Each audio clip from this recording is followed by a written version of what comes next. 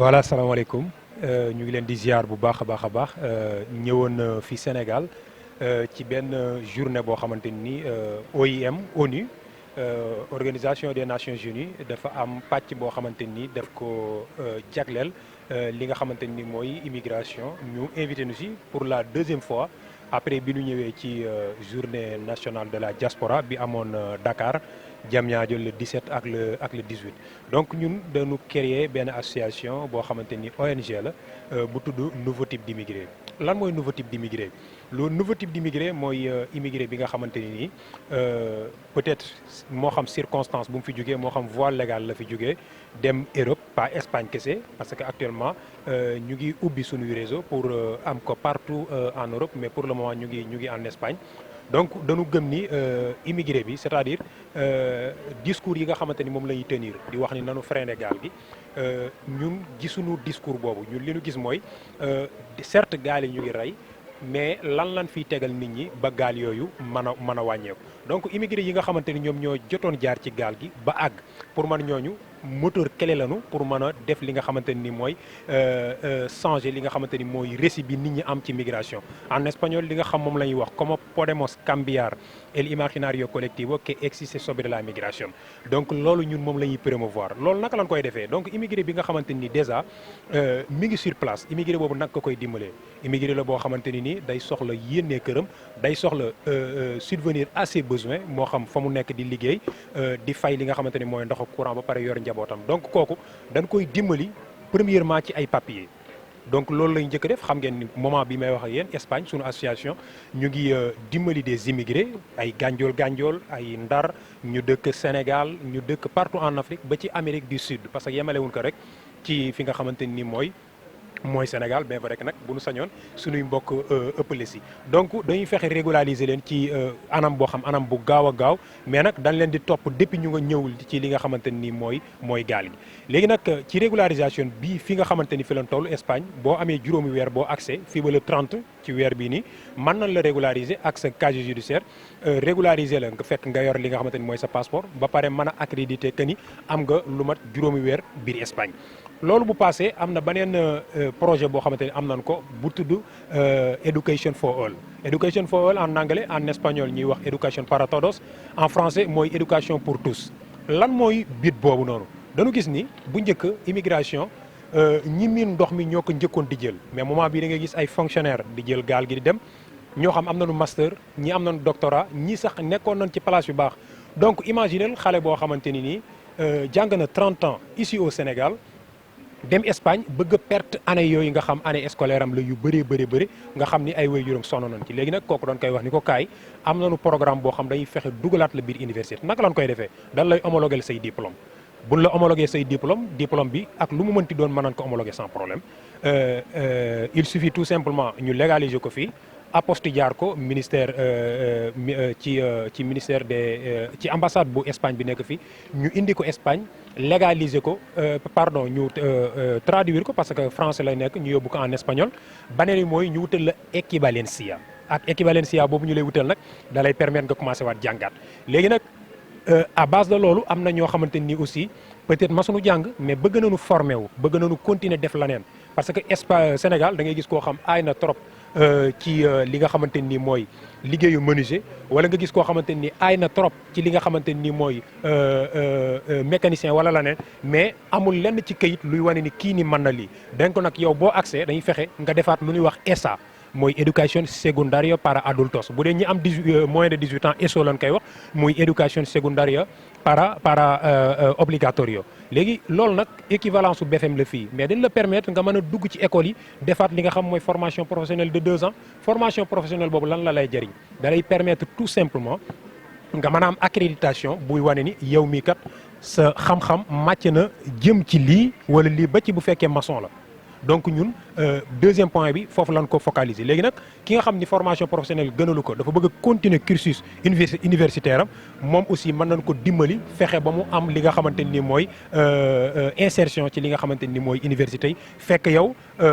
homologué nañ sa diplôme ba pare wala nga def ESA ñu fexe nga def lu ñuy wax acceso a la Universidad para mayores de 25 años fële ci Espagne dafa am programme boo xam dañ ko jagleel ñi nga xam dañu raté seen jàng ñi nga xamante nii dañ dem ba nekk mag mais ñu bëgg a dellu si waat donc ñooñu mën nga defaat acceso a la Universidad para mayores de 25 años mooy accès si biir université bu dee am nga plus de 25 ans boo ko defee yaay xool filière bu la neex nga jàng ci après nag bu nu paree ci loolu pour li nga xam moo nu indi tey Sénégal muy mobilité ak opportunité lan mooy mobilité ak opportunité mooy ñu fexe dem ak dikk mën a am mais ñu fexe tamit mu doon njëriñ donc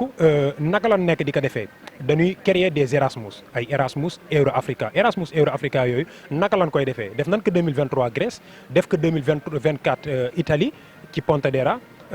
fi mu toll nii nag premier voyage bi nga xam def nañ ko ak OIM donc lancement la ni loolu la ñu bëgg parce que tey on parle de Erasmus Euro Africa pour que mobilité mën a am entre des étudiants africains et les étudiants yi nga xamante ne ni ñu ngi au niveau de l'Europe wala sax bu fekkee doo étudiant mais yaa ngi ci formation professionnelle wala nga nekk di def transformation moo xam ci céréales nga koy def moo xam ci ak loo ko mënti defee comme usines yi nga xamante ni tey visite nañ ko ce matin nga man di tukki di dem di xooli ñeneen ñooñu aussi di am possibilité di ñëwaat fii donc li nga xamante ni nag moo ñu ëppal solo mooy la réintégration mooy naka la ñuy def ba immigré yi dem mën a ñëw xam nga Afrique tey potentialité yi nu gën a am yi ëpp doole tey muy sunuy ndaw mais bu fekkee ndaw yooyu yëpp tey dañu jékki-jékki amuñu leen neex ci dëkk bi ñu dem d'accord benn période mën nañu gëm ni kat y a des difficultés parce que ñun ñëpp si lañu jaar loolu moo ñu animé woon pour ñu dugg ci gaal mais à un certain moment donné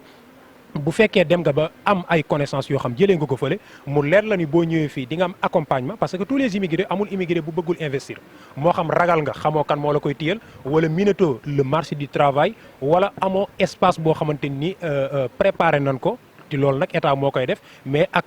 position yi nga xamante ni état def na ko le 17 ak le 18 décembre 2024 à Diamniadio ak l'activité qu'on est en train de faire avec l'OIM si seen invitation muy opportunité ak mobilité j'espère bien damay lancer appel à tous les immigrés à ce que bu ñuy dellu siwaat nanuy bañ di dellu siwaat tout simplement pour des vacances mais nañuy ñëw ci atelier yu mel ni di fexe di gis ay bailleurs di gis ay ñoo xam mën nañ leen di jàppale parce que tey tamit à travers l'État du Sénégal il y a des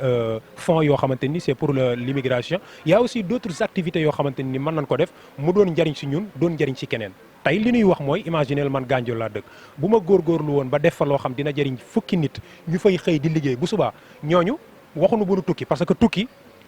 nit dafa war a tukki mais gaal yi tey bu ñaari nit àggee wala ñett nit àgg fukki nit génn nañu àdduna drame boobu nag waratuñu di ko seetaan wala bu nu gisee nit ku ñuul génn àdduna pour ñun du dara der bu ñuul lan la def pour mériter loolu donc ñun li ñuy wax ci espagnol como podemos cambiar este imaginario colectivo que existe sobre la inmigración loolu mooy li nga xamante ni tey ñun moo ñu inspiré à ce que ñu bëgg a transformer li nga xamante ni mooy suñu immigration mu nekk mobilité bi nga xam def nañ ko mais mu nekk opportunité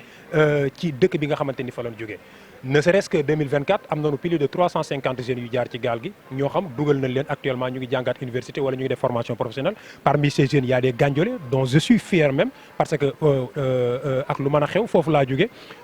am ci ñoo xamante ni tey actuellement may wax yow en Espagne ñu ngi leen di jox ay papiers gratuitement di gën a yokk nit ñi aussi ni leen bu ñu demee ci dëkk yooyu même bu fekkee da nga nekk ci tool yi c'est vrai que booy door àgg loolu moo fa nekk mais fexeel tamit mu doon formation boo maîtriser mu bañ doon da ngay watt kese mais bi nuy ji ba keroog ngay watt xamal processus bi nan la ban sol lañu war a ji lii ban sol lañu war a ji lii te yaakaar naa ni Sénégal ñoom xam nañ lool parce que côté mbay kenn du leen ko jàngal ñoom xam nañ ko bu baax a baax mais juste rek pour alerter que ni le monde est en train de changer depuis le 12 bi passé en fële si Europe dañu voté loi boo xamante ni xëy na dootul yomb ci immigré yi sobre todo surtout ñi nga xamante ni ay demandeurs d'asile lañu donc nag Afrique warul toog di seetaan seen ay doom di souffrir ci mbedd mi di fanaan ci mbedd yi en Espagne parce que loolu existé na fa wala ñu leen di toroxal wala ñuy jaay ñu leen di dóor c'est vrai que moment bii nii xëy na c'est difficile ñu changer loolu mais nag alternative mën na am parce que ñun fi ñu jaar bu nu sañoon suñu ay doom duñ fa jaar. donc daal loolu la ñuy woo ñëpp ñu mën a comprendre que ni lii mooy le nouveau type d'immigré, la réintégration la régularisation des immigrés, education for all. ñi jàngoon ñu fexe ñu dugaat ñu delloo leen coono gi nga xam dajoon nañ ko, fexe ñu doon ay immigré yu qualifié, wala Erasmus Euro Africa muy mobilité bi nga xamante ni moom la ñuy waxtaanee, wala li nga xamante ni mooy la réintégration, fexe wax leen secteurs yi nga xamante ni mën nañu ñëw fii nii investir fi ba pare mettre leen en contact ak des gens yoo xamante ni mën nañ leen financer pour ñu mën a liggéey fi nga xamante ni mooy ci dëkk bi. Merci Gandiol Info. Aujourd'hui, nous sommes ici à Saint-Louis dans le cadre d'un événement. Nous avons été invités par l'OIM, l'ONU, Organisation des Nations Unies. On est ici à Saint-Louis depuis hier, le 22 et le 23. L'objectif est de faire comprendre aux jeunes africains, aux jeunes du monde entier, que l'immigration est un droit. C'est vrai que l'immigration clandestine reste un drame et nous ne devons pas croiser les bras. Nous avons des solutions. C'est pourquoi nous avons créé, parce que c'est une équipe dont, même si je suis le président fondateur, mais je préfère dire on a créé notre association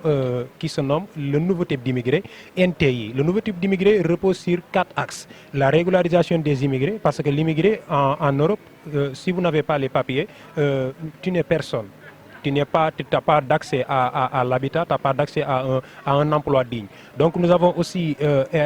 Education for All. Education for All, c'est éducation pour tous. C'est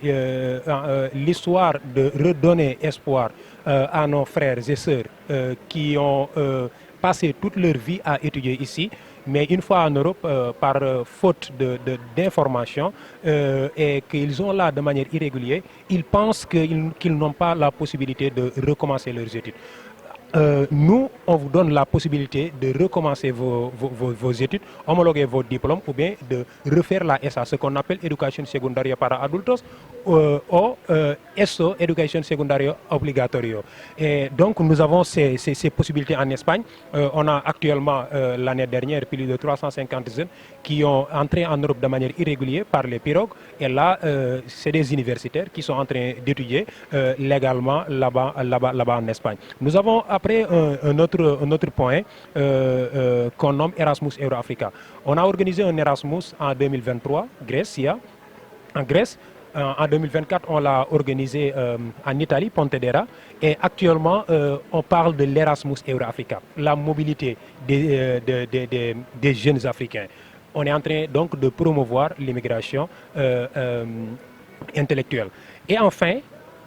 nous ne sommes pas sans savoir que l'un des problèmes de l'Afrique, c'est